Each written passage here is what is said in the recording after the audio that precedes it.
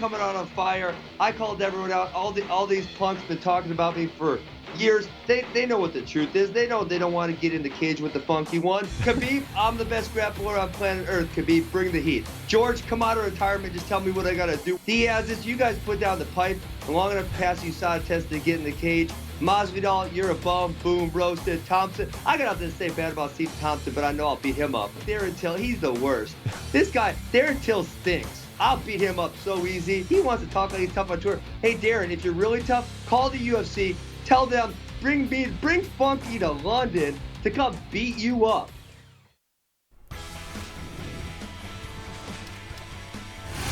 Round 2, Ben Askren has wasted no time in calling out a laundry list of fighters. Chael, who do you want to see the Funky One fight in his UFC debut?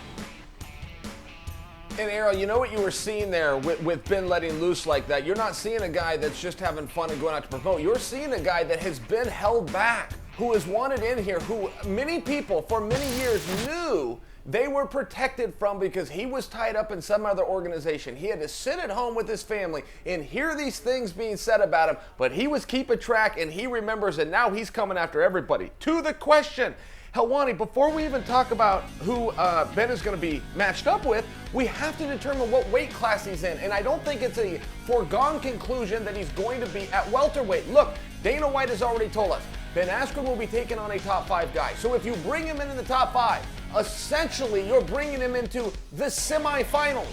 If you're a top 5 right out of the gate, your next match, should you be successful, puts you in a number 1 contendership, if not a championship fight. But he has said, I will take on anybody at any time except Tyron Woodley.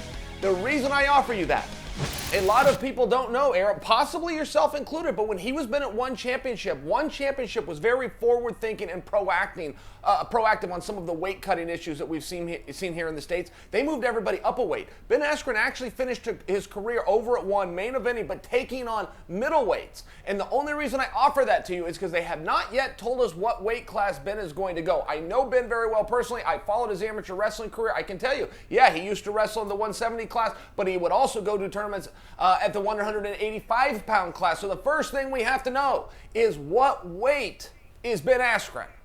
Well, Chael, you just exposed the fact that you didn't watch my show on Monday because I asked him what weight class and he said 170. So I have to say right here, I'm a little offended by the fact that you skipped it. I didn't know you had a show on Monday. Well, I thought you were a loyal viewer. Apparently not. Could I just say, am I being a stickler? No, you had me wrong.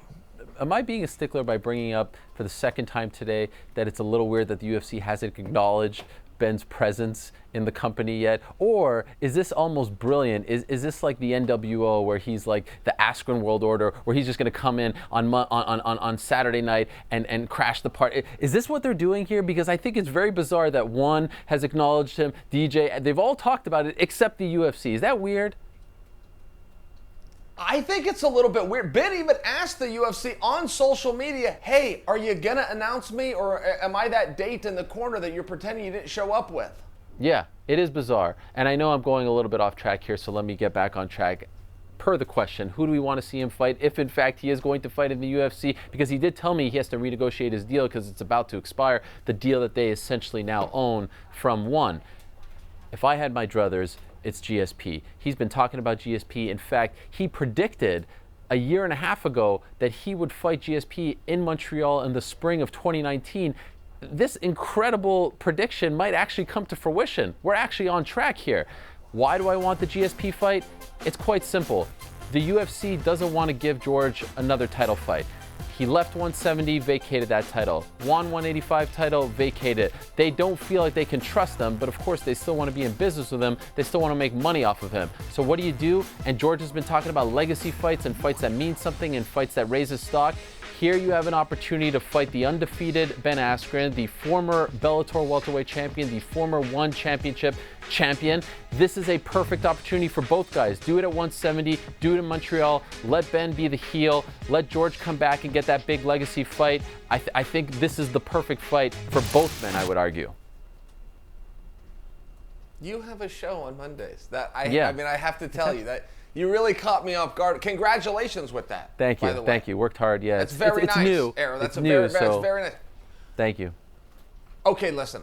on the GSP thing, yeah, sure, if we're doing make-believe, but I have to challenge you and tell you, I kind of think that's what you're doing. I think that's a little bit make-believe. I don't think you're going to see George in that octagon again unless, for sure, without question, there is a championship on the line. Now, you could pick the weights and start going, is he going to go 55? Is he going to go 70? Is he going to go 85? I think you got to have a title on the line or you're not getting a GSP. I would like to add this to you, though. Usually in this space where there's smoke, there's fire. You distracted me earlier and I forgot to make this point. But when I was talking about what weight is Ben Askren going to go, some of the relevance to that is I think when I'm reading the social media, and everybody ended up with the short end of that stick, but I thought the one that was the chirpiest, I thought the one that was the most interesting, I thought the one that appeared to be playing ball the most with Ben Askren was Darren Till. And when you bring up Darren Till, unless I've missed something, Darren Till did say after that Woodley fight, as quick as about a week after the fight, that he's exploring going up to middleweight. Possibly he's reversed that. In my mind, Darren Till is now going to be a middleweight, and I think that that is relevant to what is likely to happen with Ben Askren. For more Ariel and the Bad Guy, sign up now for ESPN Plus.